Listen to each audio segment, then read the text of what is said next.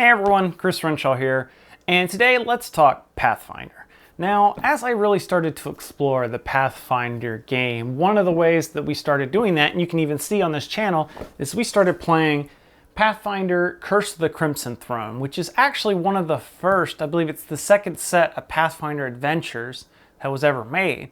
In fact, it was made back when there was no Pathfinder RPG, it was just the 3.5 D&D set.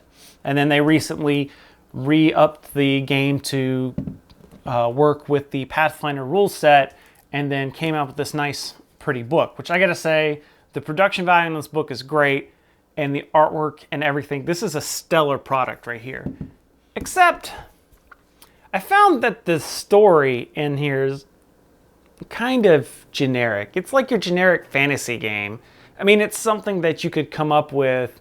Sure, there's a lot of political intrigue and stuff like that, if that's kind of game, but for a lot of players, it's going to be kind of, if you're wanting to get people interested in Pathfinder, this is a great book for that, because it's definitely a generic kind of storytelling that is a really good example of what people could expect from Pathfinder. However, I wanted to know what's keeping people playing Pathfinder, especially they produce all these books every month, these new adventure paths. Why are people still buying these and playing this game so much? So I managed to get a hold of a more recent Pathfinder Adventure Path, and that is Strange Aeons. Now, Strange Aeons, I believe, finished up last year, and I saw this in the store and it really intrigued me.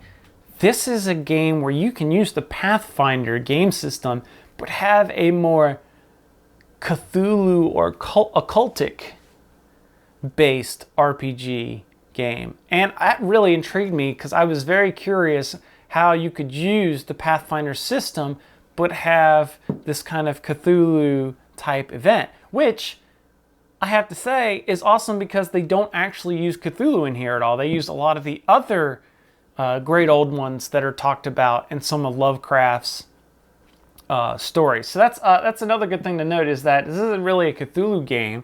This is a Lovecraftian horror type of game. And I was really intrigued, so I got a hold of all the books, and so I read through them, and I was really, really impressed. And in fact, I'm going to go through what each one entails. So if you've ever wanted to play in these games, I would recommend cutting off this video now, because there are going to be some mild spoilers in here. Not a big deal. A lot of this you'll find reading the first couple of pages of this. But, so your adventure starts off in search of sanity. In this volume, your heroes wake up with no memory of who they are. They've been abandoned in this asylum. You know, no memories of who they are. They've just been woken up. They're trying to save this person that's about to be dissected by some weird cultists, and cultists have taken over this asylum and they're starting to wreak havoc, and there's some weird funky mist going around that keeps you from escaping. So you got to try and figure out what's going on and stop who's ever in charge here, and figure out why don't you remember anything about you. Then your adventure continues into the Thrushmoor Terror. In this, you manage to get out of the asylum, and you manage to figure out who put you there, and you start to figure out why and investigate him and be like, hey, wait a minute, what is he really up to? And it turns out that he may be on a path to letting a great old one out that's been buried for a long, long time. And the next part 3, you have Dreams of the Dragon King. Now this book's really interesting in that in order to continue the story, you have to figure out some clues on who this mysterious patron really is. And in order to do that, you have to do some rituals and transport yourself into the dreamlands and interact with some sketchy people on the other side to get some clues and some pointers about who this mysterious person is, why he's doing it, and how you could potentially go about stopping him. And the next part, the Whisper of Time, you've now regained a lot of who you are, but only to find out that this mysterious patron has managed to steal the Necronomicon, an evil book that's filled with dark rituals that could be used to destroy the world and bring about all sorts of baddies in here. And they need you, of course, who else, to go try and find out where this person is, where he's ended up next, and how in the world you're supposed to defeat him and get this book back before some rituals manage to destroy the world.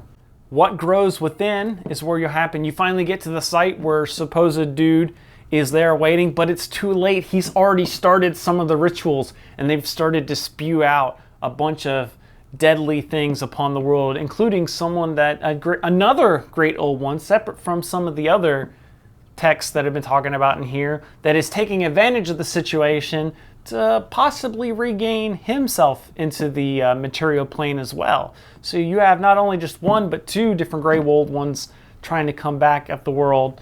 And it's up to you, of course, because who else is going to do it, to figure out what's going on. But just as you think things get bad, they go to worse as the story concludes and black stars beckon, in which you have to get teleported away from the Pathfinder world of Golarion onto Carcosa itself, where one of the old ones is there, and you have to be in his domain and stop Golarion from being teleported into this world and absorbed by Carcosa, and have the world fall upon this terrible means of horror and keep this great old one from ascending to becoming an elder god. I gotta say, I was really impressed, especially in comparison to Curse of the Crimson Throne. When I read Strange Aeons, I was like, wow, that is an awesome game. And it really went to show how how you can tweak this basic game premise and do all sorts of weird things with it and still make interesting stories. You don't have to make your standard generic fantasy stories. You can throw in a little bit of different genres, like the occultic horror. You can throw in some adventure. You can even dabble a little bit of science fiction in there if you want. And you can create these really awesome stories. If you love the Pathfinder system, you can take, this is basically, in fact, I think they even worked with Chaosium, the people behind the Call of Cthulhu RPG, to help develop this. So just because your players may want a different type of story, but maybe aren't willing to learn a new game system, there's a lot of great stuff out there. And so if you need some help, if you want some guidance, I would recommend, even if you don't necessarily want to play through this game, I would recommend picking up Strange Aeons just to get an idea of what else you can do with the Pathfinder engine and how you can modify it to do the kinds of things that you want it to do. So I definitely give this 2 thumbs up. I really enjoyed it. I enjoyed reading it, and I'm not sure. I don't know if I could get people to play it, because my kind of players are not necessarily Call of Cthulhu kind of players, but we'll see. Maybe in the future they may just have to see what sort of strange aeons are coming up. Thanks for watching. If you like this video, make sure you check out some of the other Pathfinder videos that I've put up recently, and subscribe to the channel for other great RPG news and videos and gaming related stuff. So until next time, I'll see you later.